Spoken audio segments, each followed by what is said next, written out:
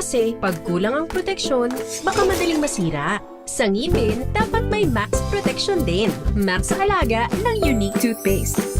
With Max Protect Formula, help stop cavities before they start, while keeping breath fresh. Try unique Maximum Fluoride Protection. Para Max alaga, Max protektado. ACS. May nagbago. May arte. May budget. Akala nyo lang yon. So solid. White Rose Papaya. Wow, White Rose. White Rose Papaya. Wow, White Rose. White Rose Papaya. May glow up with a White Rose Papaya. White Rose Papaya. May puti power times 2 kasi may papaya at niacinamide. May shea butter and tea tree oil pa. Kutis sulit ang glow up. Glow up with a White Rose Papaya. White Rose Papaya. Kutis sulit ang glow up. ACS. Wow, ang saya. Isang barangay na labada, puro mancha pa. Goodbye, pahinga. Mommy, isang laba lang yan sa Pride Bar Blue. May powerful stain-away enzymes na malupit sa dunit mancha. At di masakit sa kamay. Isang laba lang yan. Hello, pahinga. Hello, Pride Bar Blue. ACS. Oh, so good. Komeo so tanghon. So bagay sa bawat celebration. So easy, so dummy. Komeo so tanghon. Komea Sotanghon. So good. Sotanghon. Amoy forever. Amoy LQ. Amoy New Cala Berry Blooms. Amoy Cala, amoy good vibes.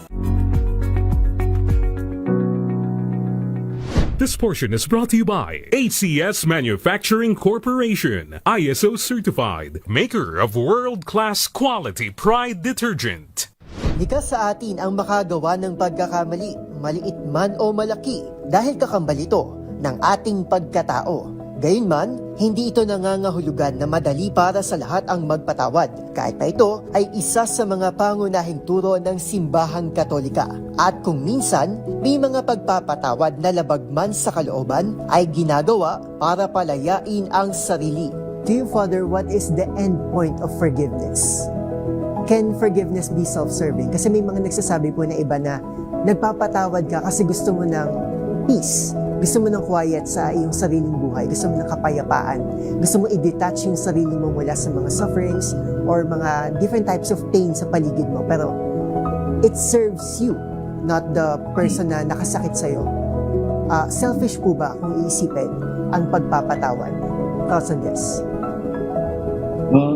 Yung self-serving siguro is not the right word for it. No? Pero tama yung sinabi mo, kapag ikaw ay nagpatawad, ang unang nabibiyayaan ay ang sarili natin. Sa aking panayam kay Reverend Father Oliver Yalung, isang pari mula sa University of the Assumption, iginiit ito na bagamat hindi matatawaran ng inner peace at spiritual healing na hatid ng pagpapatawad, ginagawa daw natin ito higit sa lahat para sa ikapapayapa ng mga nakasakit sa atin. Pagpapatawad, kahit may magandang epekto sa personal nating buhay, ang pagpapatawad ay para sa ating kapwa.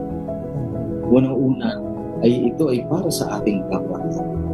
Lalo-lalo na yung mga nagkakasala sa atin.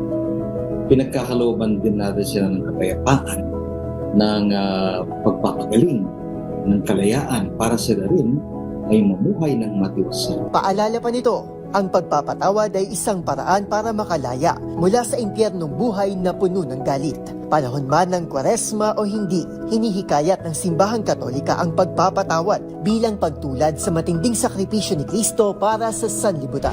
This portion is brought to you by ACS Manufacturing Corporation, ISO certified, maker of world-class quality Pride detergent.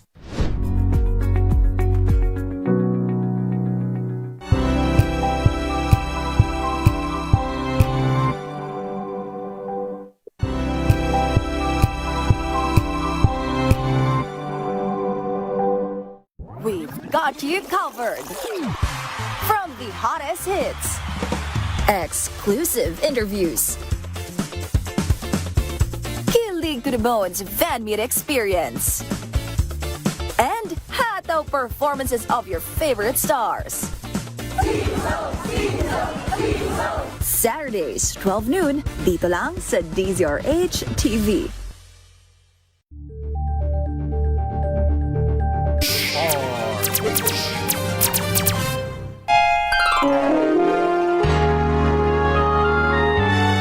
Kauna-unahan sa Pilipinas. Manila Broadcasting Company. DZRH. Member, kapisanan ng mga broadcaster ng Pilipinas. Pilipinas, 13 minuto na makalipas ang alas 5 ng hapon.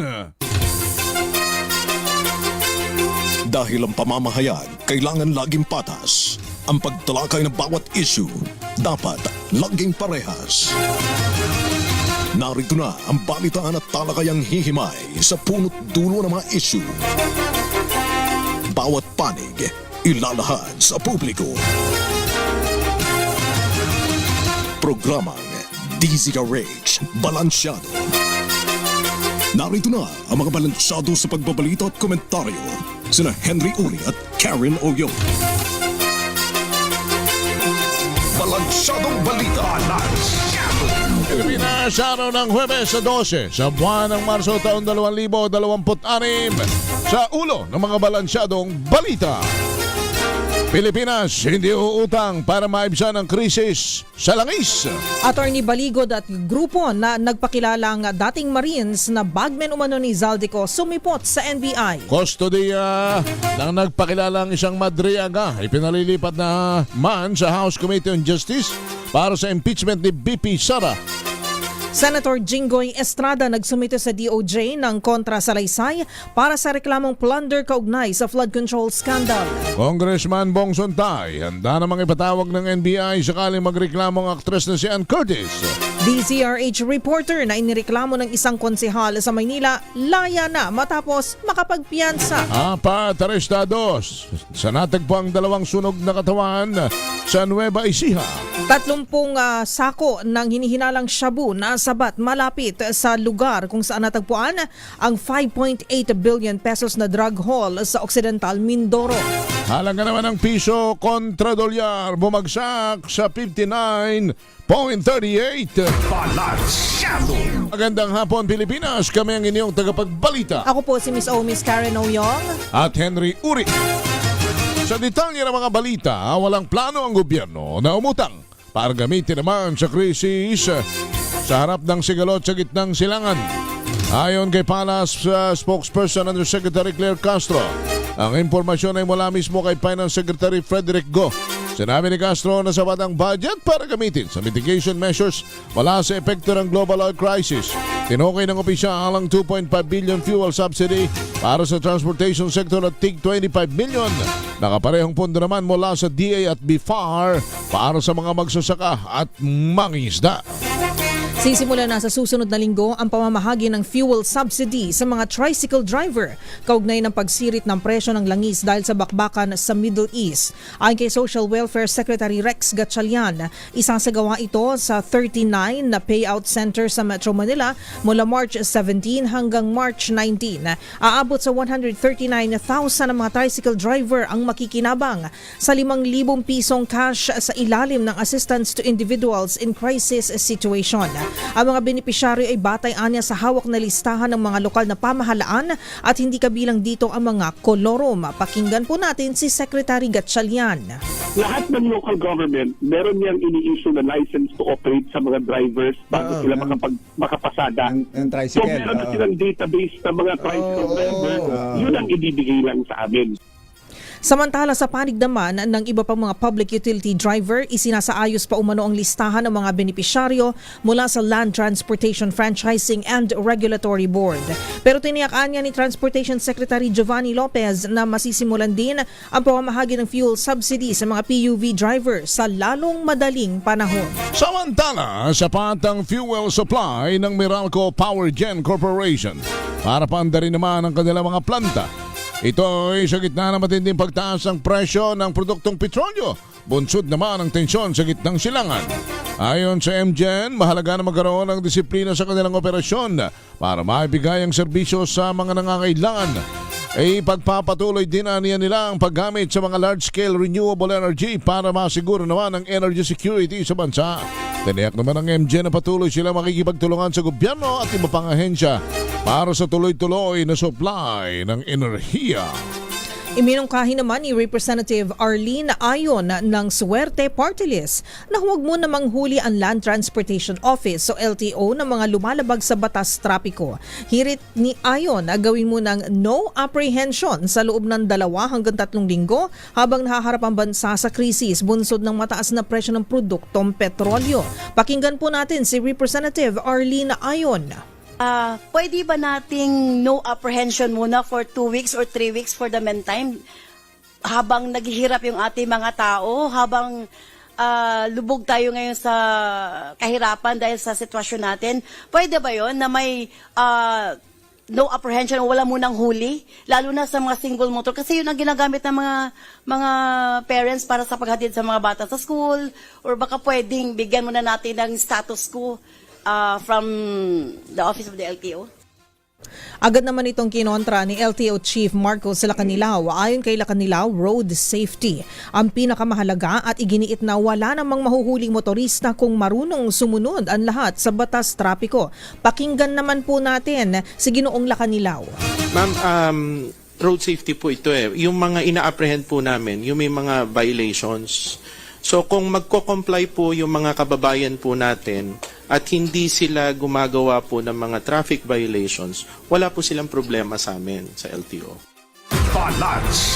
Samantala, sa iba pang mga balita, humarap na sa National Bureau of Investigation ng 16 sa 18 nagpakilalang dating Marines at security aides ni Saldico.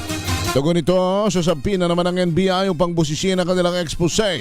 Hindi naman nakasipot ang 2 sa ex-Marines dahil manganganak umano ang kanilang misis. Isa ay habang walang binigay na impormasyon kung anong dahilan. Una nang sinabi ni NBI Director Attorney Melvin Matibag na mahalagang mabusisi ang personal knowledge at partisipasyon ng mga ito sa aligasyong tumanggap ng mali-malitang pera mga tiwaling opisyales ng gobyerno.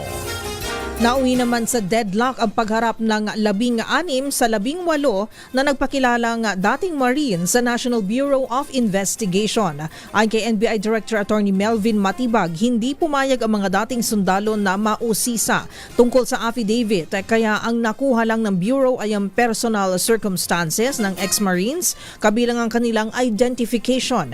Umaasa ang direktor na magsasalita ng mga ito pagbalik sa March 17 para mas magkaroon ng progreso sa investigasyon. Iginitaan niya ng mga dating Marines sa pagharap sa Bureau na para lamang sa background check ang sabpina, bagay na nilinaw ni Matibag na walang limitasyon. Pakinggan at panuurin po natin ito. Ang suggestion ko, dapat they be represented ng lawyer based on this kasi si Atty. Baligo is also subject of this inquiry. Pero we will exercise leniency also kung yung 18 siya yung lawyer, yan doon. Pero when we ask question, just personal recollection niya. So, we will allow it na ganyan. We will exercise maximum tolerance.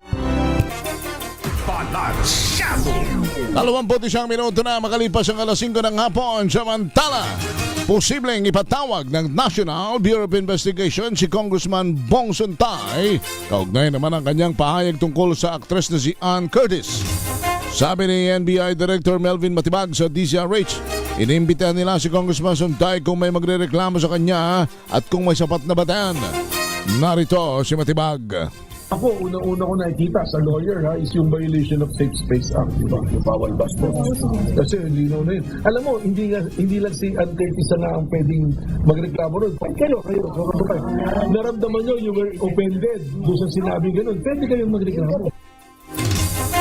Samantala, pinatatawag ng Ombudsman ang 18 na nagpakilalang dating Marine. Sa ambush interview, sinabi ni Atty. Ferdinand Topacio na nakatanggap si Atty. Levy Baligod ng liham mula sa Ombudsman. Gusto rin anya nitong makausap ang mga dating sundalo gaya ng ginawa na ng National Bureau of Investigation. Tinawag ni Topacio na pangaharas at abala lamang ang pakay ng Ombudsman. Pakinggan po natin si Atty. Ferdinand Topacio. Bakit pa i-deputize mo yung NBI pagkatapos gagawin mo rin the same thing, ikaw rin? Di ba meron tayong sinasabing the spring cannot rise higher than the source. Ikaw na nga yung source ng deputization. Dineputize mo to. Papaimbestiga mo dito, ikaw rin mag-iimbestiga. Hindi ba ang pakay lamang dito ay maharas, maabala, magulo yung mga Marines? Sabi niya, ano ba talaga? Because I also have a letter. Pinakita yung sa akin from the ombudsman. Kaya sabi niya, teka lang, hindi parang you cannot do that at the same time na may dalawang agencies conducting their respective duplication yun. Yes.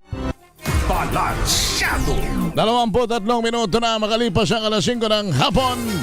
Ibinababasura naman ng National Union of Journalists of the Philippines o NUJP sa korte ang kaso ng paglabag sa Data Privacy Act ay inihain laban kay DZRH News Manila beat reporter na si Boy Gonzales. Maring kinundin ng NUJP ang nilay pang-aabuso ng kapangyarihan at ng batas ni incumbent Councilor Rosalino Jun Ibay ang pagsasampa ng reklamo laban kay Gonzales. Nagugat ang kaso ng report ni Gonzales ang tungkol sa arrest warrant na inilabas naman ng Manila RTC Branch 4 laban kay Ibay sa kasong act of lasciviousness o lasciviousness conduct. Ang kasong ito ni Ibay ay sinang pamatapos manong ipasok ng konsihal sa isang motel sa Pasay City ang isang minor de edad. Depensa ng NUJP ang pag-uulat ni Gonzales sa naturang arrest warrant laban kay Ibay ang kanyang tungkulin at hindi isang krimen. Samantala nakalaya na si Gonzales kaninang umaga matapos makalipas ang magdamag sa MPD Custodial Facility na magkaroon ng aberya sa piyansa kahapon. Nakapaglaga ka naman ng kaukulang piyansa si Gonzales kaya ito nakalaya. Samantala, nasa Pilipinas pa rin ang dating Marine at Security Aide ni resigned Congressman Zaldico na si Orly Gutesa.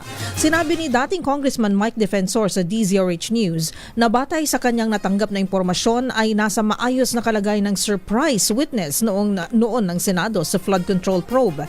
Pero wala umano siyang direktang komunikasyon kay Gutesa na hindi niya rin alam ang eksaktong kinaroroonan.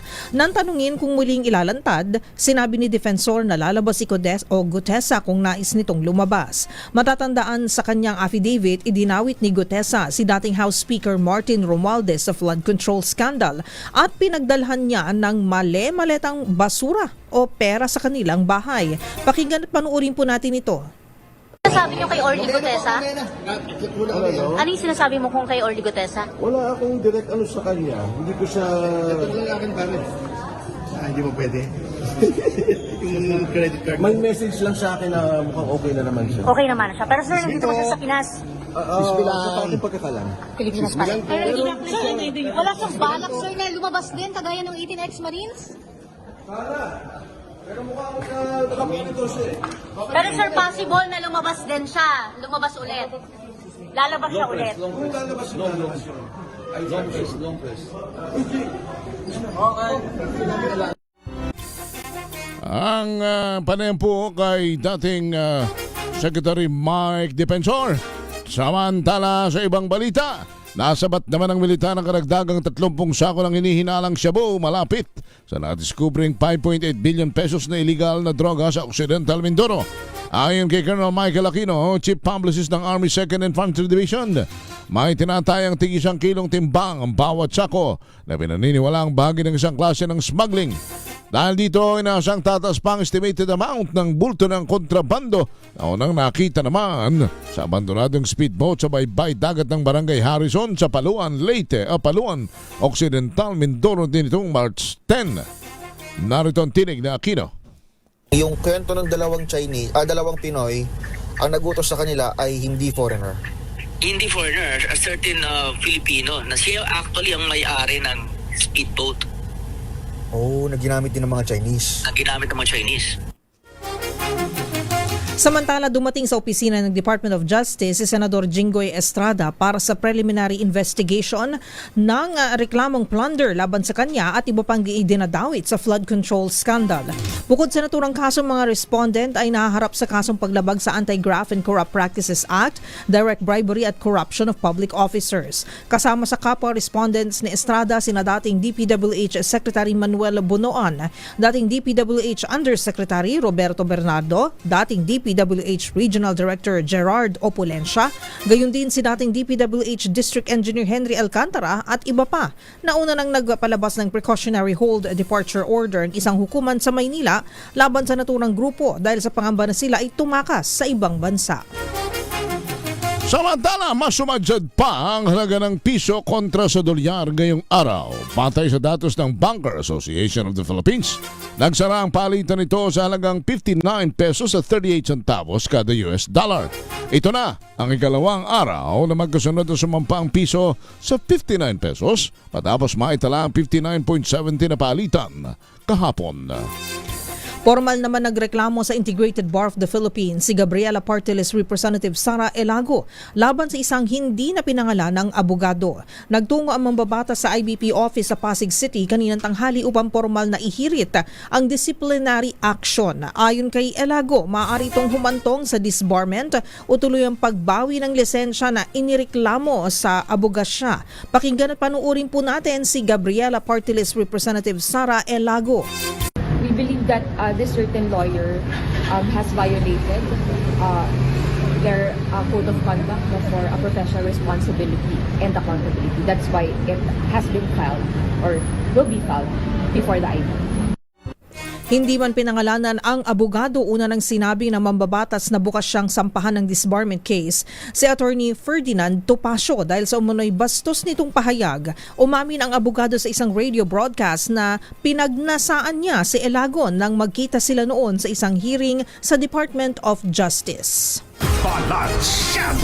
Patay ang isang motorsiklo o motorcycle rider matapos mabagsakan naman ang nabuwal na puno ng akasya sa Manila South Road sa Barangay Putatan sa Muntinlupa kagabi. Ayon sa mga otoridad, naisugod pa sa ospital ang biktima ngunit binawian din ang buhay. Nadamay rin sa insidente ang isang dump truck at ang isang kotse ngunit hindi naman nasaktan ang mga taong sakay nito. Posible anyang dala ng katandaan kaya bigla na lamang natumba ang puno. Agad namang nakapagsagawa ng clearing operation sa lugar at naibalik din sa normal ang daloy ng trapiko. Arestado ang 4 na suspect na itinuturing na nasa likod ng pagpaslang sa 2 individual na natagpuan sa loob ng isang sunog na sasakyan sa Peñaranda, Nueva Ecija. Nasa kote ng Nueva Ecija Police ang mga suspect sa isang hot pursuit operation sa Malig, Isabela matapos ang masusing investigasyon, backtracking at sa pamamagitan ng CCTV footage. Matatandaan nitong Lunes nang madiskubre ang isang sunog na pulang sasakyan sa barangay Sinasahan kung saan natagpuan sa loob ang mga sunog na labi ng mga biktima na kinilala ng pulisya na sina Michael Odchige at Regine Espinosa. Ayon sa pulisya, posibleng may kinalaman sa pera ang motibo sa krimen. Kasalukuyang nasa kustodiya ng Peñaranda Municipal Police Station ang mga suspect na mahaharap sa kasong murder. 30 minuto na makalipas ang alas 5 ng hapon. Sumayin nyo na ang unang buhos ng mga balita sa Balansyado o kami ang inyong tagapagbalita. Ako po si Miss Karen Oyong at Henry Uri. Balansyado! Ang oras na yan. Hello, Washi! Laundry day na naman! Yay! Anong meron? Mancha ng chocolate, putik, may libag pa. Kaya natin yan! With Pride Washing Machine Detergent, may triple stain-away formula. Tanggal ang makapit, madikit, at madupit na dumit mancha. Kaya easy-easy ang labada. Mula noon hanggang ngayon. All you need is pride. All you need is pride. ACS.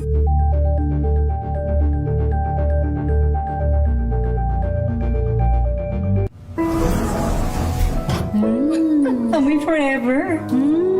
Amoy LQ. Amoy New Cala Berry Blooms. Amoy Cala, amoy good vibes.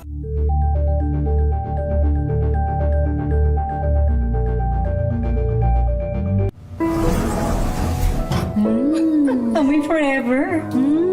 Amoy LQ. Amoy New Cala Berry Blooms. Amoy Cala, amoy good vibes.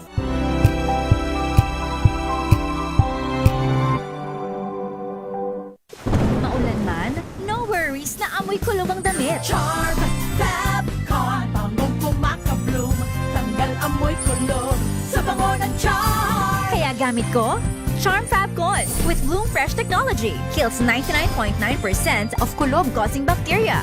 May aroma burst pa of thousands of flowers and berries. Ang sampay sa loob, no amoy kulob. Kumakablo sa Charm! Charm Fabcon. ACS.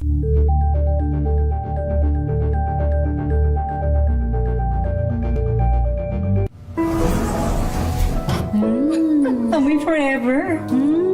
Amoy LQ. Amoy New Cala Berry Blooms. Amoy Cala, amoy good vibes.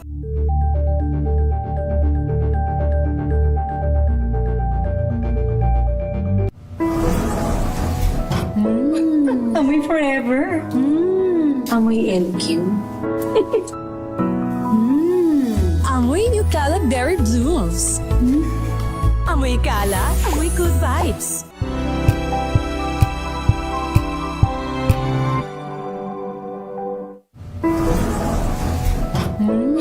Amoy forever. Amoy LQ. Amoy New Cala Berry Blooms. Amoy Cala, amoy good vibes.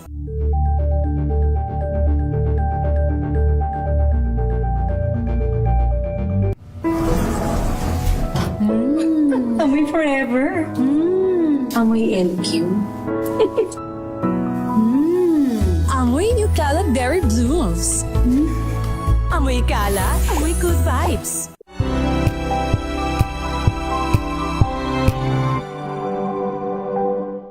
Maagang balitaan, maagang usapan sa mga issue at balita. Kasama si Kuya Angelo Palmones sa Magandang Umaga Pilipinas. Mula Lunes hanggang Biyernes.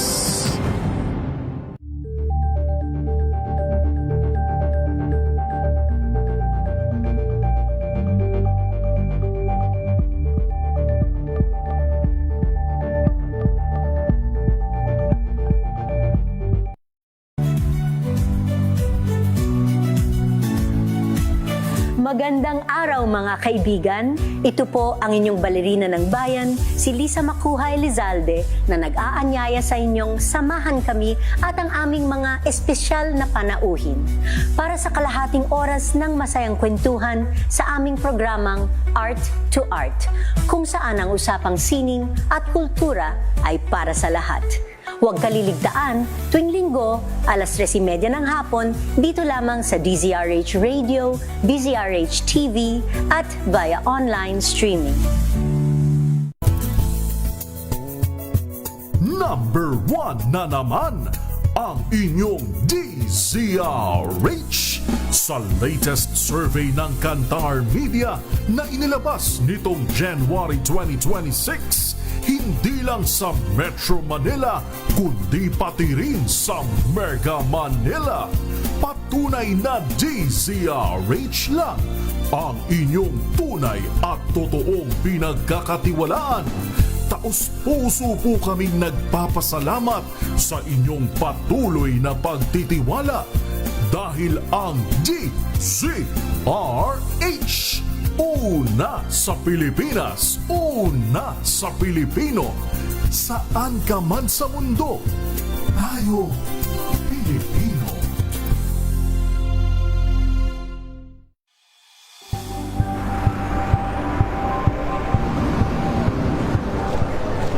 Pa rin ang ating mga eksperto. Dito lang sa Expert Opinion. Ito ang The Better News. TNDS. Trending and isang kwento, iba't ibang anggulo. Dito sa Point. Bawat pananagutan ating tatalakayin dito sa Hoy. Bawal yan. Filipino, dito lang sa DZRH TV, matchable entertainment and lifestyle. Ito ang MBC TV Network News. Una sa Pilipinas, una sa Pilipino.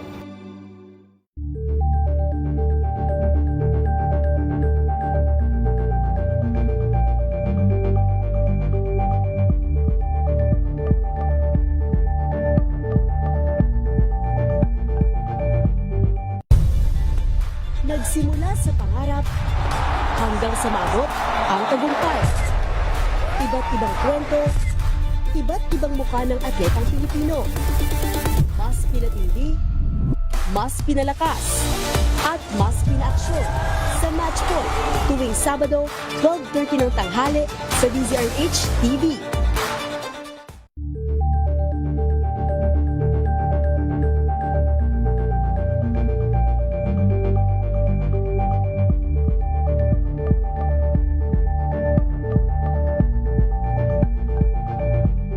Alamin ang mga maiinit na isyung pambayan, mga balitang kailangan mong malaman, usapin sa pamahalaan, politika, ekonomiya at kabuhayan. Ito ang mga dapat mong malaman, pakialaman at pag-uusapan dahil kayo ang tinig ng mamamayan dito sa Damdaming Bayan. Live sa DZRH Radio, DZRH TV at DZRH Digital. Kasama sina Lakay, Deo Macalma at Elaine Apit. Araw-araw, Lunes hanggang Biyernes. Damdaming Bayan.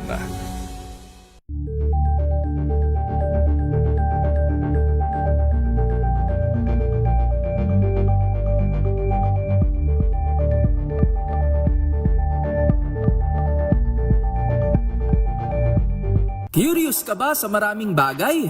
Kami na ang bahala dyan.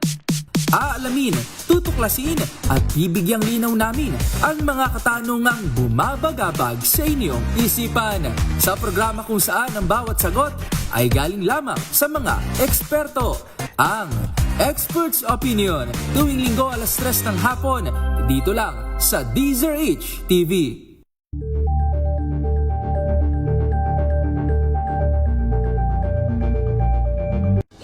Ng naitalang 17 individual na ang kanilang naaresto. Metro Manila Development Authority o MMDA ang No Contact Apprehension Policy o NCAP sa Metro Manila. Sa ilang mga dokumento ay peke. Hindi rin legal ang employment na ipinangako sa kanila.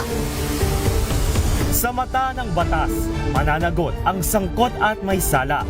Dahil sa bawat paglabag, may karampatang parusa.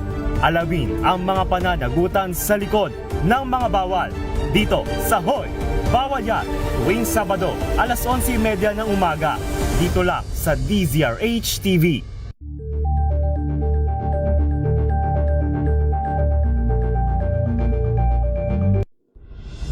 Tuloy-tuloy ang pagtulong, tuloy-tuloy ang pagseserbisyo at tuloy-tuloy ang balitaan kasama si May Binauhan sa Operation Tulong mula Lunes hanggang Biyernes.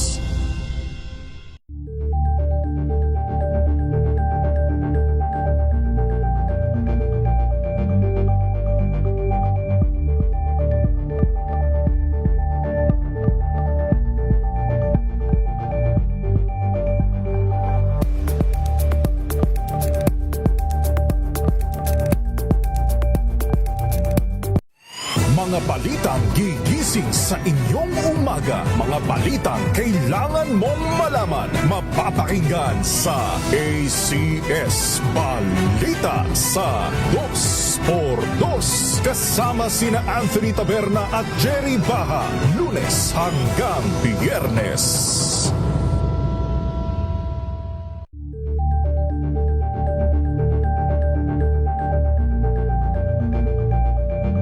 We've got you covered. From the hottest hits, exclusive interviews, kilig to the bones fan meet experience, and hataw performances of your favorite stars. Saturdays, 12 noon, dito lang sa DZRH TV.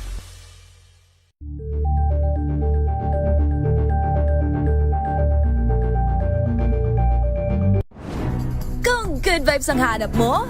Dito ka na sa sigurado! Mula sa mga istoryang nagbibigay ng inspirasyon hanggang sa mga kwentong may dalang solusyon. Mga balitang pampagaan, pakiramdam at pampaganda ng araw. Hindi lang basta good news, kundi the better news. Mula Lunes hanggang Biyernes, 1:00 ng tanghali sa DZRH TV.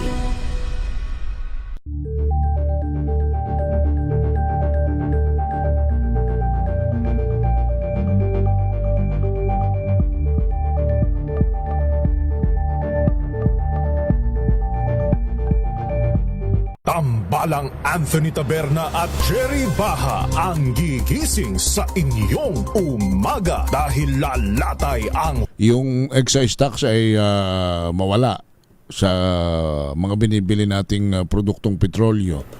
Eh magkano mababawas? Sapagkat kanina dumaan ako ng gasolinahan ang pinakamababa ay 63. Ang pinakamahal na diesel ay 97 per liter. Tapos yung pinakamaganda-gandang klaseng gasolina 81 pesos kada Grabe, litro. no? And then next week ay baka umabot na ito ng 100 yung diesel. Daming problema ng Pilipinas at ang problema ng Pilipinas ay nangangailangan po ng lideratong matino, lideratong malawak ang perspektibo sa kamalayan ng pinagdadaanan ng mga mahihirap. In other words, dapat po talaga yung kalam ng sigmura ay lapat na lapat sa sigmura din ng ating mga leader. Sabi nga ng aking partner kanina, si Donald Trump daw naman, hindi naman kasi niya naiintindihan. Balagay ko partner, hindi lang si Donald Trump, maraming ganyang mayayaman na wala namang pakialam kasi wala namang kuwan Hindi naman nila nararanasan yung pinagdadaanan ng mga mahihirap. Well, let's speak to our guest. He's a leader and he is a former undersecretary of one of the cabinet at siya ho ngayon ay National Executive Director ng PDP Laban, isa sa pinakamatandang partido ng partido politikal sa bansa. Si former Yusek Joseph Encabo, National Executive Director ng PDP Laban. Yusek, magandang hapon po sa inyo. Magandang hapon po. Magandang hapon po sa inyo, Sir Henry, at saka Ma'am Karen, at sa lahat po ng taga-subaybay ng inyong programa ngayong araw. Ako po, kami ho ni Karen napatawag bigla sa inyo sapagkat kayo bilang partido politikal, patanda ang partido ninyo. Hindi naman. Ka-Henry. Bata pa si Executive Director. Bata pa naman si Yusek. Pero Yusek, ang isasangguni tatanong namin sa inyo. Kumusta kayo sa PDP? Kayo ba may mga pagpupulong din? May mga obserbasyon din kayo? May mga statement ba kayong nabubuo? O may mga hakbang ba kayong ginagawa? Napakarami dito sa napakaraming problema ng bansa. Starting from ito na yung oil price increase, our OFW really wants to go home. Tapos ang pinakamahirap, yung sa gitna nito, may korupsyong malala sa ating bansa. Na parang kung kailan pa tayo naghihikahos ngayon sa pera, saka naman tayo naghihikahos dahil pinagnakawan tayo ng kaikay naman. Kumbaga, nagsabay-sabay na talaga. Saka naman may problemang ganito. Kumusta ang PDP? Ano ang inyong posisyon sa mga ganito? Unang-una, tinatalakay din namin sa PDP itong mga kasalukuyang problema ng ating bansa. At kung isa-isahin natin, napakalaki po ng epekto sa ating political at saka socio-economic spectrums. At kung hihimayin natin ka-Henry at saka ka-Karen, dapat mayroong malakas at matibay na liderato at governance ang ating gobyerno ngayon. Kasi mukhang dahan-dahan po nawawala ang mga ibang malalaking problema or issues na dapat magkaroon ng mabilis na solusyon o sagot sa ating mga mamamayan. It seems na napag-iwanan ang ating itong issue about flood control, itong korupsyon. At even itong pagtugon sa mga problema ng OFWs ay hindi kagad nagkaroon ng isang maagarang solusyon. Kung pagbabatayan po natin, anong panahon po ni President Duterte, ito sa salaysay ko lang, talagang nagkakaroon kagad ng task force at ina-address kagad ang problema. Immediately within 48 hours may mga solusyon lang maipresenta. Nagtataka po ako ngayon bakit itong mga OFWs natin ay magdadalawang linggo na po wala pa rin maganda o concrete action coming from the national government. At napag-iwanan din tayo sa mga ibang bansa na nagkaroon kagad ng immediate collaboration at saka action na kanilang naipalabas ang mga OFWs doon sa nangyayaring gera sa Middle East. Sa panig naman po ng PDP, ito ay tinitignan namin upang pag nagkaroon ng pagkakataon na ang aming mga miyembro o aming mga leader ay may balik sa pwesto, isa itong lesson learned, no? Isang batayan para ang PDP ay agad makapag-aksyon at makapagbigay ng tulong at at the same time marinig ang mga sentimento ng taong bayan. Wala po sa lugar na sa PDP ang patatagalin ng isang problema o lalo na yung mga issues ng corruption. Ewan ko nga, bakit parang selective ang ating gobyerno pagdating sa mga reklamo o complaint kung mayroon mang magsilabasang issues. No? I think it's high time that the government would really come up with a sort of a governance that would really focus on particular issues. No? Siguro ang presidente natin pwede naman siya maging oversight ng mga iba.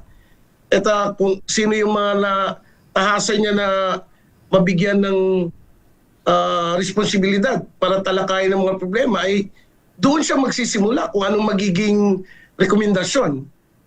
Nagtataka nga ako, Sir Henry, Ma'am Karen, bigla na lang din na wala ang ICI.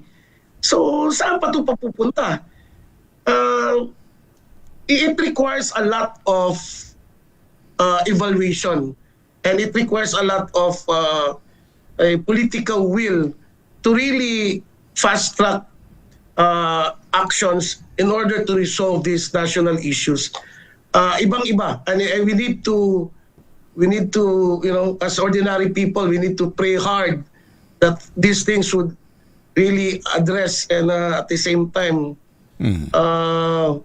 mamahinto the soonest time possible. Pero Executive Director, nabanggit nyo na yung task force, mahalaga po ito kasi they will be given, sabihin na natin, the power to decide agad-agad kung ano yung mga dapat gawin. Wala nang mga hihintayin pang mga hearing, mga meetings, mga ganun po. And they will be focusing on one specific problem or issue while another task force will be focusing on this. Pero paano po ito? Kayo po sa PDP Laban, sa ngayon po kasi dahil nga po of course ang nakaupo po ngayong administrasyon ay hindi naman po kayo ang nakaano po dyan. Yun na po, that's the elephant in the room po. Pero what can your party do, yung inyo pong liderato, hindi man po kayo directly po na makakapag-participate in a way na gusto nyo po sana, pero in your own capacity, what can you do to help the ordinary Filipino people? Executive Director Joseph Encabo, sir. Okay. Part of PDP, let's say the issue of this massive corruption ongoing. We have this continuing program, education program, to its memberships, to the community, to the grassroots, expressing out how important na ang bawat Pilipino ay talagang magiging vigilant at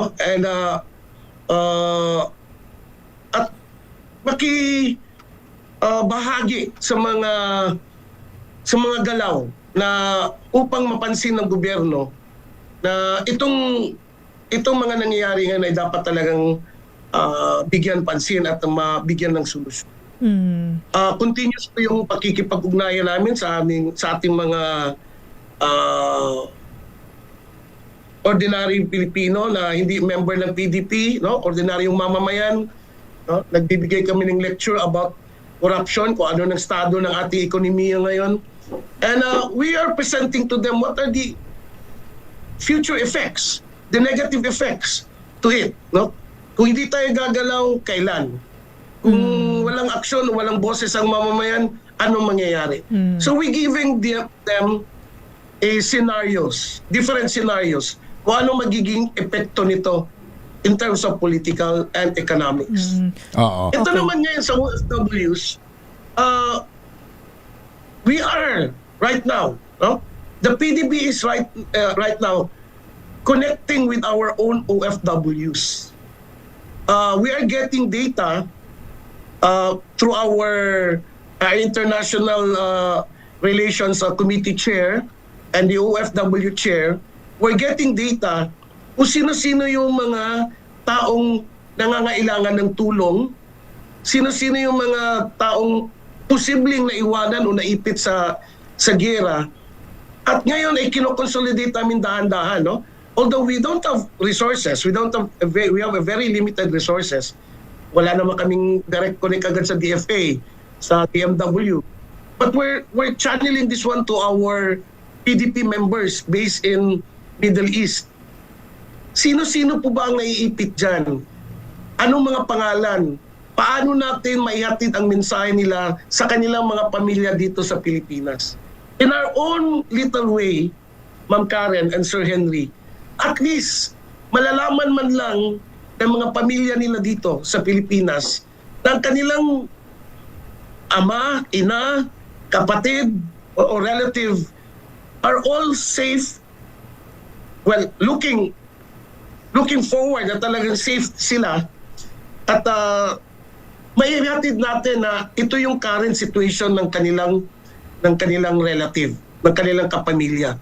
So, yun lang so far ang paraan na nakikita namin na mai-connect man lang with in a present situation. I think you're coming from a very limited resources, capacity, and of course authority, because you're not in any way directly part of the government. Kumbaga, Exactly. dakilang meron lang ang maaaring meron kayo ngayon at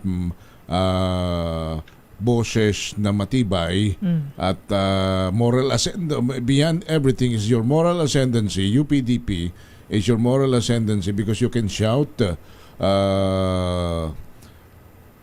Kaya ninyo magsabi ng kaya ninyo magsabi ng mali, kaya ninyo magsabi ng kabagalan at ang lahat ng mga hindi nagagawa. But I would like to focus on that moral ascendancy because that's a very important. That's the for me, partner, yung moral ascendancy yan ang yan ang backbone ng good governance. Pag wala ka niyan, di ka talaga makakapumuno ng matuwid. You mean to say, Yusek Incabo, the people can rely on the moral ascendancy of the PDP. Hindi naman sa pagbubuhat ng bangko, baka sabihin nila, kayo naman din sa PDP. Baka mamaya, hindi lang nabubulgar, meron din kayo mga mali-maleta riyan. Yusek, wala bang mga congressman na hinahabol ngayon dahil dyan sa na mali-maletang yan na part ng PDP? So par wala naman, yata, hindi ako nagkakamali. So far, Sir Henry, wala naman pong congressman na PDP o any government official nakabenepisyo sa mga maleta-maleta na yan, no? And we're very proud to say that we have a strong stand against corruption in the government. Alright.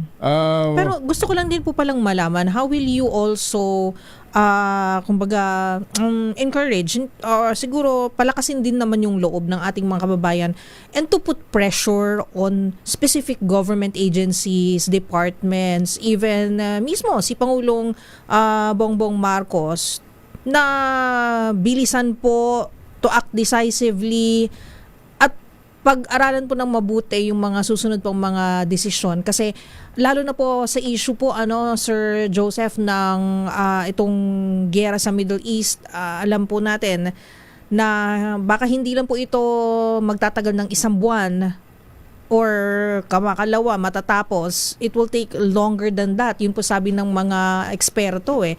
So, yung public pressure, paano po ito at gaano ka-importante ito? Itong ganito pong boses ng ating mga kababayan. The PDP can be a conduit sa mga ordinaryong tao, no, ang mga masa. Especially yung mga pamilyang naapektuhan ng giyera. At kapag wala pong nakikinig sa kanila, ang PDP naman ay handa pong yakapin at pakinggan ang mga pamilya ng mga OFW. So even the OFWs themselves. And for whatever sentiments o ano yung mga sinisigaw ng ating mga OFWs, we can, cascade that one. We can transmit those messages to the national government. Regardless kung Office of the President yan, sa DMW, sa DOJ, sa DSWD, for as long as these government instrumentalities, these government agencies will band together, will fix their acts together, and come up with a very sound and concrete system how to assist, no, and extend support to those OFWs na naiwan doon at yung pagdating nila, pag-uwi nila dito, ano na naman ang pwede nilang gawin para masustain nilang kanilang pamumuhay at hindi nalagay sa mahirap na kalagayan. Yusek, stay put ka lang sapagkat meron lang kami rito Flash Report. Flash Report! Partner, ikaw na sapagkat this is your territory. Ay ganon. Pero hindi kasi kay Pangulong Bongbong Marcos na desisyon nito. Pero Tourism Secretary Frasco nga binigyan ng bagong posisyon ni Pangulong Bongbong Marcos. RH14 Let Narciso. Anong bagong posisyon yan? Go ahead, Miss Let. Miss Kay Henry, itinalaga ni Pangulong Bongbong Marcos si Secretary Cristina Garcia Frasco bilang Presidential Advisor for Sustainable and Resilient Communities. Ayon sa Malacanang, naniniwala ang Pangulo na maraming dapat tutukan sa tumataas na climate-related hazards na maaaring makaapekto sa ekonomiya at kabuhayan. Kaya naman ibinigay ng Pangulo ang tungkuling ito kay Frasco para matutukan ang implementasyon ng mga inisyatiba ng pamahalaan. Ang Department of Tourism ay pansamantalang pamumunuan ni Undersecretary Verna Bueno Suceso bilang officer in charge. Ilinaw rin ang palasyo na hindi nag-resign si Frasco. Ito si Let Narciso para sa DZRH. Una sa Pilipinas, una sa Pilipinas. Let, klaruhin lang natin, ano ba siya? Tinanggal, nag-resign? Anong eksakto? May bagong posisyon. Bilang Presidential Advisor. So inilipat lang sa bagong posisyon? Yes. Oo, hindi lipat sa bagong posisyon. Meron pala noon, Presidential Advisor for Sustainable and Resilient Communities. Kasi nga, nagbabago-bago ang panahon, di ba, Miss Let, ka Henry? May climate change, may mga, kung ano-ano pang mga challenges yan, sa ating mga komunidad. Pero siguro naman, partner. Thank you, Let. Salamat. Thank you for the Flash Report. Flash Report. Flash Report! Huwag kang mag-alala, partner. Nag-chat na ako. Sek, ano po ba? Ano po ba ang reaction nyo? Are you happy with your new position? Ako na ang sasagot. Ang buong katotohanan yan, partner, alam naman nating lahat yan. Sa isang gobyerno, hindi maiiwasan yung pagbibigay mo ng tinatawag na political accommodation, and it seems to me na kasi ano bang departamento yon na Yusek, meron bang may department? Meron naman siguro. Sustainable Yusek, community. You still there? Ayan. Yusek Joseph, welcome back. Yes, sir. As far as I'm concerned, the Office of the President can come up with an office with under OP. Can create, diba? Create. Pero Baka he sees the need for that, diba? Kasi kailangan natin, tama ba, Executive Director, kailangan natin ng mga resilient na community. Kasi marami pa po tayong mga haharapin ng mga paghamon. Unang-una, ma'am, being the Presidential Advisor, yung sa bagong position ni Frasco. Opo. Ano po yung mga agencies na magiging partner niya o in collaboration sa kanya, no? Yes. O anong oversight. So it has to be defined. Let's see how she will adapt to that new position, kasi alam naman natin kung ano ang background, ano ang kakayahan, anong expertise ni Secretary Frasco. But let's see. Kasi may partner. Pag iyong tiningnan yung kanyang panggagalingan sa pupuntahan, parang US at Iran yata ang pagitan. Ganun ba? Malayo. Hindi naman siguro kasi I think part of one of her programs din naman, yung push niya sa DOT ay sustainable tourism, na ang mga nakikinabang ay yung mga maliliit na negosyo, mga stakeholders na of course kasama na doon yung communities. Let's wish her good luck. Tama ba ako? Sir Joseph. Oo, kasi ito expert sa governance ito, si Yusek. Oo nga. Galing OP ito eh. Oo nga, sir, pero based on my experience, Ma'am Karen, if there is a presidential advisor, normally the office of the president identifies the agency that collaborates or joint program with them, no? Kung sustainable and resilient communities, ano po yung mga agencies na nag-offer ng services doon sa mga to come up with a sustainable and resilient community? So they have to identify it. Okay. Anyway, let's go back. natin yung details. Let's go back to the meat of our discussion.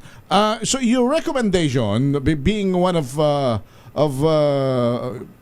expert sa governance sa burokrasya, Yusek, is to come up with a task force. Yun yung binabanggit nyo kanina para sa mabilis. Kaya lang, are we not running out of time?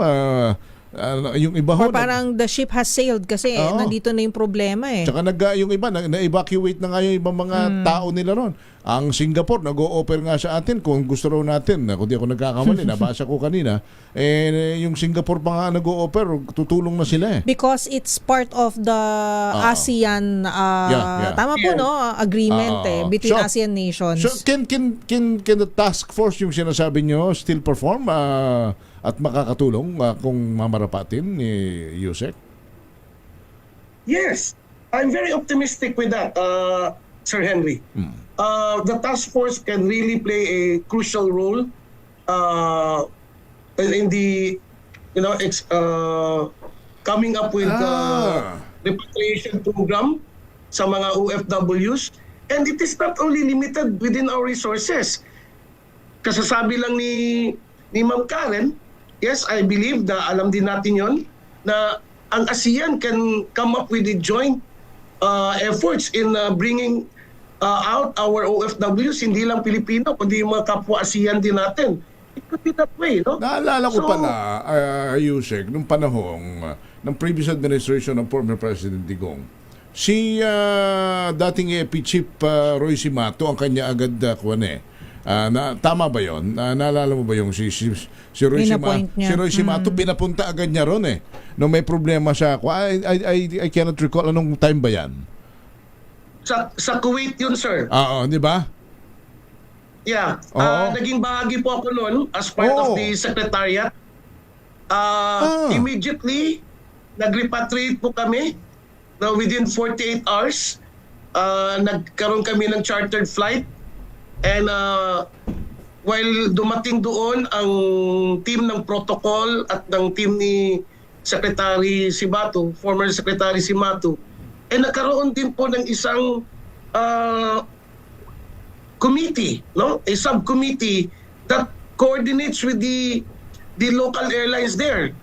Na kung kukulangin kami ng services ng PAL o ng Cebu Pacific, ano po mga eroplano nyo dito na pwede kayong mag-chartered flight ng mga Pilipino? So in other words, magkano? Kailan? So kahit sino kakausapin? Ito kahit may mga nangyayaring giyera ngayon doon, lalo especially yung mga nasa UAE, sinasabi kasi nila, partner, pwede naman magbabas lang sila papuntang Oman at na marami nang nakauwi from there. So kaya naman, makakapag-uwi naman ng mga Pilipino with a task force, not only DMW, kaya yan, kayang-kaya yan.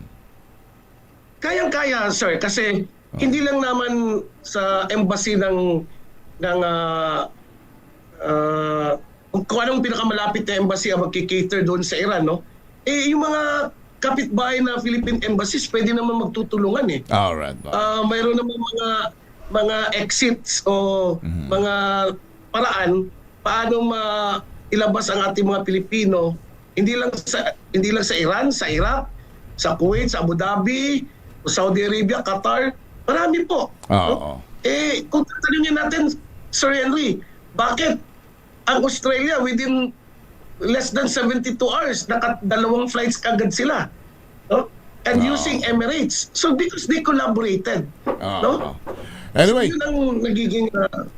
Opo. Yusek, it's a pleasure. Salamat na marami po sa pakikipagkwentuhan sa amin at sharing your wisdom, your expertise sa pag-aayos ng mga problema po ng ating bansa. Good luck sa inyo and good luck sa PDP. Thank you. Thank you, sir. Maraming salamat po sa pagkakataon nito at sana patuloy ating partnership at pagkakataon na maipahayag namin ang aming mga layunin bilang isang partido. Thank you. Salamat po. Salamat former Undersecretary Joseph Encabo. Siya ngayon ang National Executive Director ng PDP.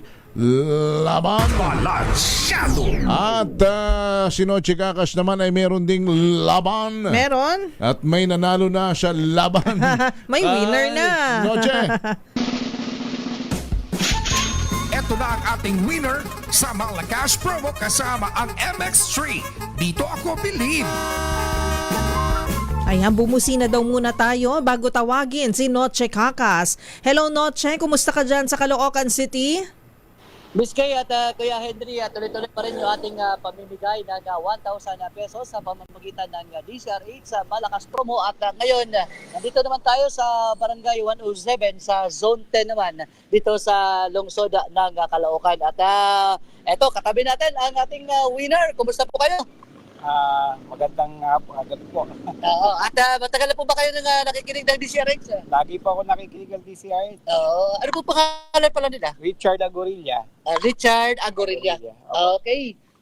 Dahil sino ang kilala mo ngayon, nakausap mo? Si Henry Yuri at saka si Karen Oyung. Ayun. Kabisado. Malakas tayo dito, Miss Kay at Kuya Henry. Dahil dyan, meron ka na kagad na 1,000 pesos. Thank you. Thank you very much. Tuwan-tuwa si Sir Richard. Hindi lang yan ha. Meron ka pang MX3 package. Ayun, para healthy. Hindi lang yan. Papalakas yan ha. Ito, meron ka pang DCR Ayos, t-shirt. napakahusay. Okay, at siyempre, meron pa. Magic Payong. Wow, ito pangilan. ano masasabi mo sa DCR8? Thank you very much po kay Henry Yuri at saka kay Karen Oyung. At sa DCRH po. You're welcome po, Sir Richard. Maraming salamat ha at sa iyong patuloy na pagmamahal sa DCRH. Okay, so para naman sa mga gusto pang manalo ng 1,000 pesos, manatiling nakatutok sa DCRH. Malay nyo naman, kayo na ang susunod na maswerte sa aming DCRH sa Malakas Promo. Kasama siyempre ang MX3. Dahil dito sa MX3, dito tayo believe. Ako naman si RX sa 27 at chikakas para sa DCRH. Una sa Pilipinas, una sa Pilipino. Thank you, Noche. Thank you sa MX3 611 na po ng gabi. This time check is brought to you by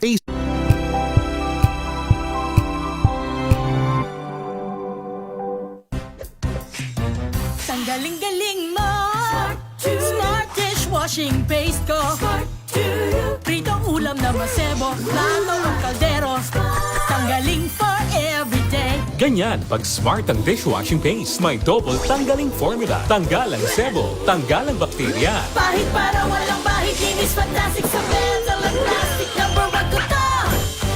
Tanggaling-galing mo, smart dishwashing paste. ACS. Sinisiguro kong tama ang aking choices. Tamang pagkain, lifestyle, at ang partner ko, MX3 Capsule. Gawa ito sa ISO at GMP certified na planta. Tested and proven na may alpha, beta at gamma mangosteen. Helps avoid knee joint pain discomfort. Iwas-iwas sa sakit. Kailangan lang na long-term ang pag-inom. 2 capsules araw-araw. MX3, dito ako believe. Mahalagang paalala, ang MX3 capsule ay hindi gamot at hindi dapat gamiting panggamot sa anumang uri ng sakit.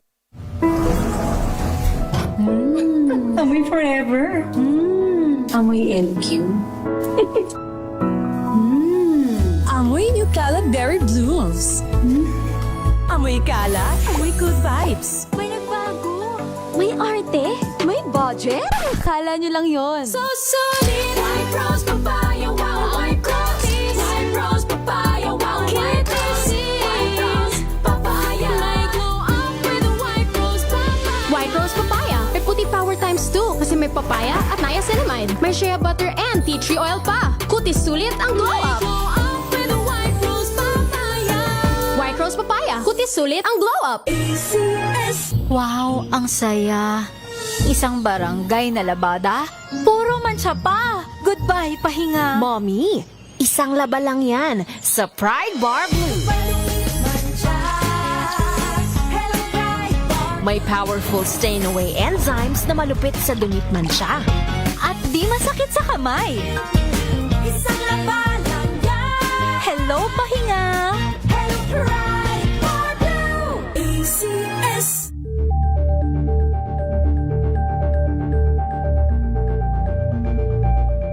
Hello, Washi! Laundry day na naman! Yay! Anong meron? Mancha ng chocolate, putik, may libag pa. Kaya natin yan! With Pride Washing Machine Detergent, may triple stain-away formula. Tanggal ang makapit, madikit, at malupit na dumit mancha. Kaya easy-easy ang labada. Mula noon hanggang ngayon. All you need is pride. All you need is pride. ACS. Sa lahat ng bagay, simula pa lang, siguraduhin max protection na. Kasi pag kulang ang proteksyon, baka madaling masira. Sa ngipin, dapat may max protection din. Max sa alaga ng Unique Toothpaste. With Max Protect Formula, help stop cavities before they start, while keeping breath fresh. Try Unique Maximum Fluoride Protection. Para max alaga, max protektado. ACS. Amoy forever. Amoy LQ. Amoy New Cala Berry Blooms. Amoy Cala, amoy good vibes. Benepisyo ng pagiging isang fur mom. Alamin.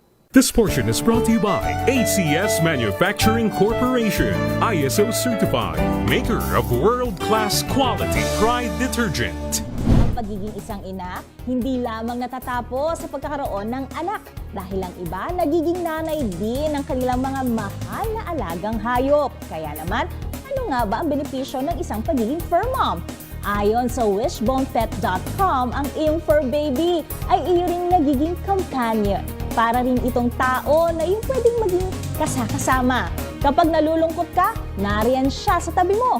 Dahil ayon sa ilang pag-aaral, ang aso ay mayroong empathic-like behaviors. Habang ang mga pusa naman ay may kakayahang ma-pick up ang human emotions. Bukod pa riyan, ang pagkaroon din ng isang alaga ay iyong magiging kasama para makabuo ng magandang memories. Ilan lamang yan sa mga benepisyo ng pagiging isang fur mom. Tandaan, maging isang responsableng pet owner para maging masaya rin ang iyong alagang fur baby.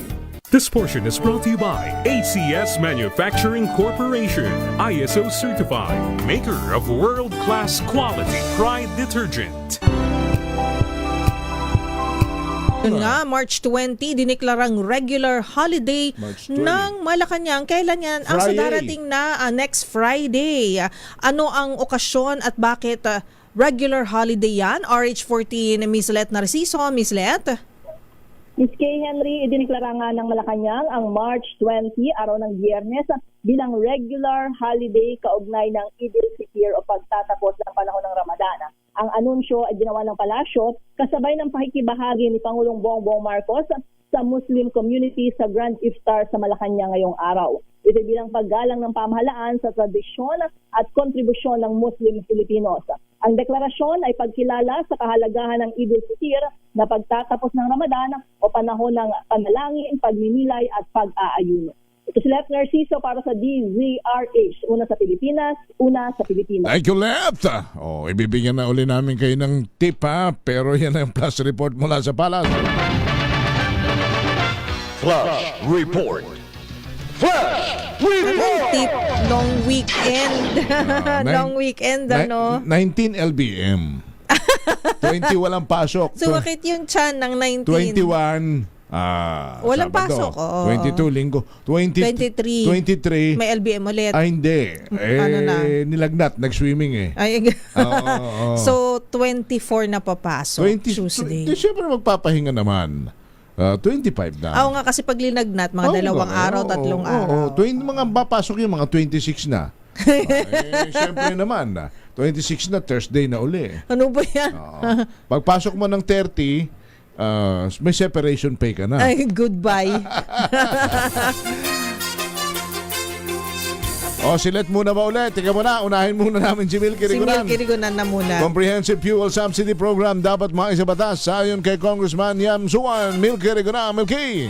Kailangan na may permanente at komprehensibong programa ang gobyerno para matulungan ang mga kwalipikadong benepisyaryo sa sektor ng agrikultura, pangingisda at transportasyon. Panukala ito ni Representative Brian Yamsuan ng 2nd District ng Parañaque sa harap ng sobrang pagtaas ng presyo ng mga produktong petrolyo sanhi ng krisis sa gitnang silangan. Sa House Bill 8340 ni Yamsuan, target na mabigyan ng buwan ng 7,000 pesos na fuel subsidy ang mga nasa sektor ng agrikultura, pangingisda at transportasyon. Ayon kay Yamsuan, Vice Chair ng House Committee on Transportation, ang naturang subsidy ay hindi lamang ayuda kundi kinakailang hakbang para mapahupa ang inflation o bilis ng presyo ng mga pagkain at serbisyo dulot ng mataas na presyo ng langis. Sabi ni Yamsuan, bubuo ng isang advisory council na siyang magre-review at mag-a-adjust ng halaga ng subsidy kung kinakailangan. Kapag naisabatas ang pondo para sa programa ay kasama na sa taunang General Appropriations Act sa ilalim ng mga budget ng Departments of Energy, Transportation, Agriculture at Social Welfare and Development. Ako si Milky Rigunan, nagulat para sa DZRH, una sa Pilipinas, una sa Pilipinas. Maraming salamat, Manang Milky Rigunan. Samantala, Malacanang may buwelta sa pahayag ni VP Sara na walang ginawang paghahanda ang pamahalaan sa banta ng giyera sa Middle East. Nagbabalik si RH14, Letna Reciso. Kinwestiyon ng Malacanang kung bakit hindi ipinaalam ni Vice President Sara Duterte kay Pangulong Ferdinand Marcos Jr. at sa mga kaukulang ahensya kung may impormasyon ito noon pang 2022 na magkakaroon ng giyera sa gitnang silangan. Tugon ito ng palasyo sa pahayag ng Vice Presidente na walang ginawang paghahanda ang pamahalaan sa banta ng digmaan sa Middle East. Noon pa kasi anyang 2022 ay naririnig na ang posibilidad ng giyera kaya dapat ay naghanda ang gobyerno. Ipinaalala ni Palace Press Officer Claire Castro na noong 2022 ay magkasama pang nangangampanya sina Duterte at Pangulong Marcos sa ilalim ng UNITEAM. Dapat anya ay naiparating ang naturang impormasyon sa Pangulo o sa Department of National Defense kung mayroon siyang ganitong kaalaman. Binigyang diin pa ni Castro na ang pagtatago ng mahalagang impormasyon ng isang opisyal ng gobyerno ay maituturing na breach of public trust at nonfeasance o pagkabigong gampanan ang tungkulin. Ito si Letna Reciso para sa DZRH. Una sa Pilipinas, una sa Pilipinas. Samantala, thank you, mga OFW. Tuturuan na kung paano mag-ipon ng pera. Si Senator Rapid Tulfo daw may sabi niya. Raymond at Paas, Raymond. Wala dapat OFW na ilang taon o dekada nang nagtatrabaho sa abroad ay sa kanilang pag-uwi ng Pilipinas ay wala man lang ipon. Ito ang paniniwala ni Senador Rafi Tulfo na siyang chairman ng Senate Committee on Migrant Workers matapos maaprobahan sa second reading ang Senate Bill number 1910 o ang Free OFW Financial Literacy Education Act na kanyang inakda at inisponsor. Sa pamagitan nito ay tuturuan ng mga OFW at kanilang mga pamilya kung paano mag-ipon ng pera. Saklaw nito ang lahat ng mga OFWs, land-based o sea-based at kanilang mga pamilya at dependents. Sabi ni Tulfo, nakalulungkot na marami sa mga OFW na kahit matagal na sa abroad ay bangkarote o wala ni singkong ipon kapag sila'y umuwi ng Pilipinas. Sa ilalim ng panukala, lahat ng mga OFW sa isa sa ilalim sa mandatory at tuloy-tuloy na updated financial education o literacy training seminars na magiging bahagi ng kanilang pre-departure orientation seminars o PDOS para sa mga paalis na OFWs. Tuturuan din silang mag-impok, mamuhunan at iba pang paraan para alagaan at palaguin ang kanilang pinaghirapang pera sa abroad at upang hindi sila uuwing luhaan. Pinasalamatan ni Senador Raffy ang mga kapwa-senador sa suporta sa panukala na paikinabangan ng mga OFW na tinatawag nating mga bagong bayani. Ito si RH20 Raymond Adpas para sa DCRH, una sa Pilipinas, una sa Pilipinas. Thank you, Raymond. It's now 6:22. DCRH number.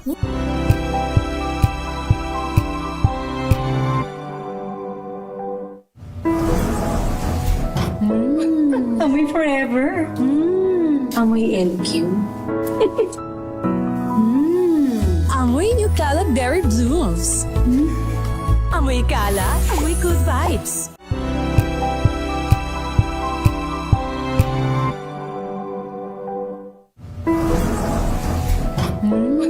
Amoy forever. Amoy LQ. Amoy New Cala Berry Blooms. Amoy Cala, amoy good vibes.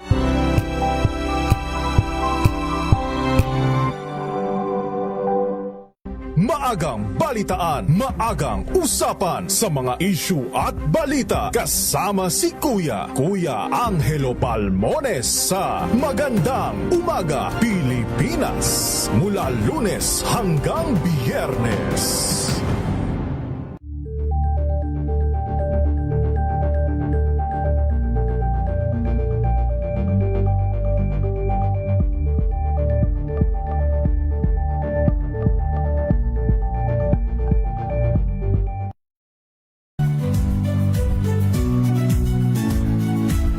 Magandang araw mga kaibigan.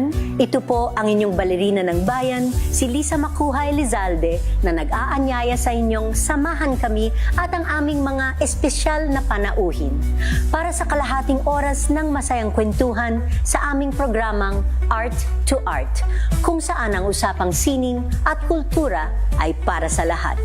Huwag kaliligtaan, tuwing linggo, alas 3:30 ng hapon, dito lamang sa DZRH Radio, DZRH TV, at via online streaming.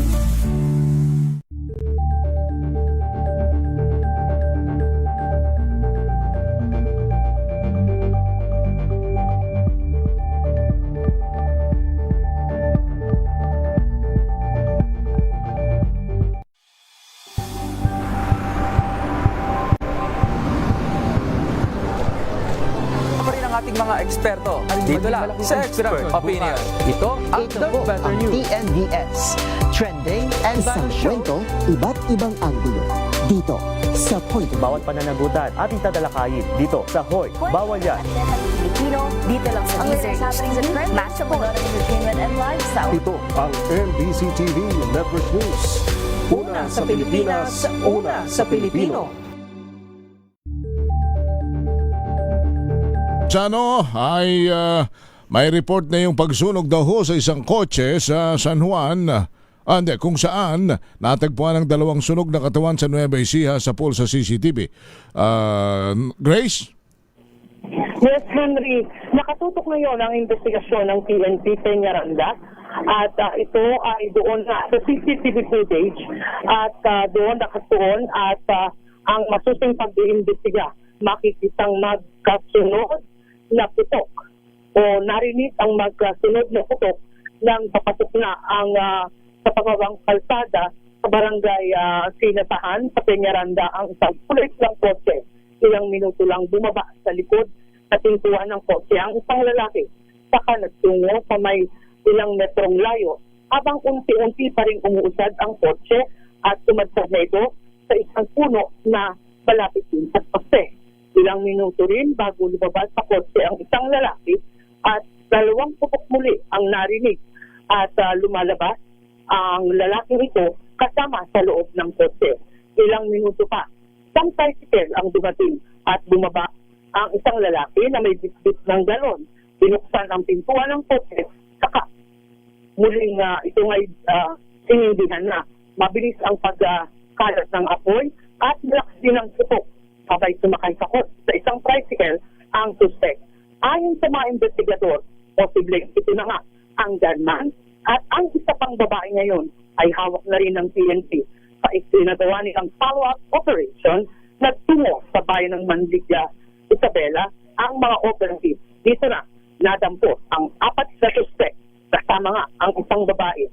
Lumalabas din sa mga follow-up investigation na ang isang babae na sakay ng kotse nakipagsote pa sa biktima.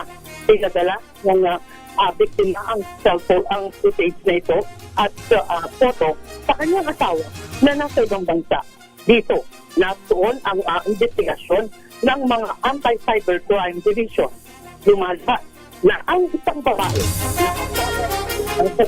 ay ito na nga ang isa sa mga suspect. Thank you, Grace. Yes, yan ang ating follow-up report. Ito si RH25, Gabriel Sensano, una sa Pilipinas, una sa Pilipinas. Maraming salamat, Grace Sansano. Samantala, balitang showbiz naman tayo. Prima ballerina Lisa Macua Elizalde, rumesbak sa No One Cares comment ni Timothy Chalamet sa ballet. Ibalita mo yan, Josa Cruzat. Hindi pinalampas ng Filipino prima ballerina at Ballet Manila CEO na si Lisa Macua Elizalde ang kontrobersyal na hirit ng Hollywood actor na si Timothy Chalamet patungkol sa ballet. Sa isang Instagram reel, derechahang sinagot ni Lisa ang viral comment ni Timothy na no one cares o wala na umano nagpapahalaga sa ballet at opera sa kasalukuyan. Pasasalamat pa ang naging banat ni Lisa dahil sa halip na magalit, sinabi niyang muling binuhay ng aktor ang fighting spirit sa kanilang mga mananayaw. Giit ng batikang balerina, napatunayan lamang na relevant o mahalaga pa rin ang kanilang ginagawa dahil sa naging pahayag ng aktor. Nag-ugat ang issue sa naging panayag kina Chalamet at Matthew McConaughey sa Variety kung saan inihambing ng aktor ang pelikula sa ballet at opera na kailangan pa umanong pakiusapan ang mga tao para lang manatiling buhay ang sining. Bilang resback, inimbitahan ni Lisa ang lahat na panoorin ang pagbabalik ng Sleeping Beauty ng Ballet Manila simula bukas sa March 13 hanggang March 15 sa Aliw Theater. Kasama ang Manila Symphony Orchestra upang patunayan na buhay ang ballet sa Pilipinas. Ito si Josa Cruzat nag-uulat para sa DZRH, una sa Pilipinas, una sa Pilipino. Makinig maigi! Ito na ang chance mo na manalo ng instant 500 pesos kapag darinig mo na ang mahiwagang kring-kring. Tingnan mo na ang iyong cellphone, baka ikaw na ang susunod naming winner sa kring-kring panalo malakas sa telepono. Paano sumali? Bisitahin ang Facebook page ng DZRH, fill up pa ng Google Sheet na nakapin sa DZRH FB page at hintayin ang aming tawag sa telepono. Klik-klik na! At ito na, may winner na tayo from Tayabas sa Quezon. Uy, Quezon yan din, no, partner? Si Kabayan Angelo mo. Culiza. Angelo! Hello, Angelo. Hello! Yes po, good evening po ma'am, sir. Saan ka dyan? Saan ka sa Tayabas? Dito po ako sa Walmanville, Phase 1, Barangay Sabang Tayabas. Sa Isabang Tayabas. Alright, sige.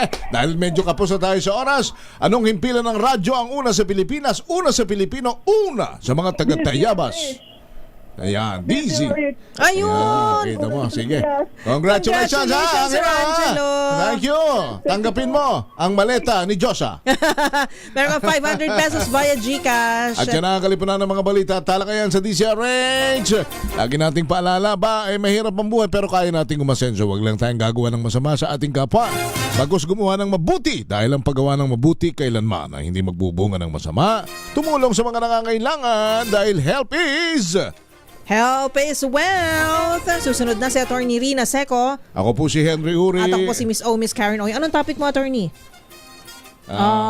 Secret surprise. Alam ko na ang topic niyan, pero surprise. Oo, surprise. Bye-bye. Makinig kayo kay Attorney Rina. Bye! Ang oras na yan.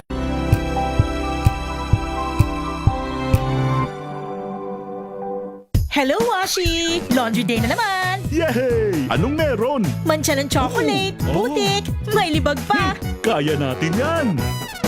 With Pride Washing Machine Detergent, may triple stain away formula. Tanggal ang makapit, madikit, at malupit na dumit-mancha. Kaya easy-easy ang labada. Mula noon hanggang ngayon. All you need is pride. All you need is pride. ACS.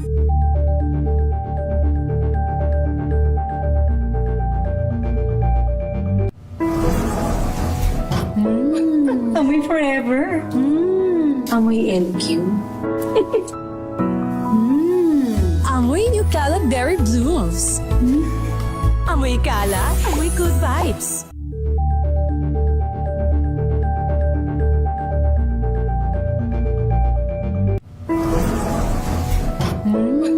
Amoy forever.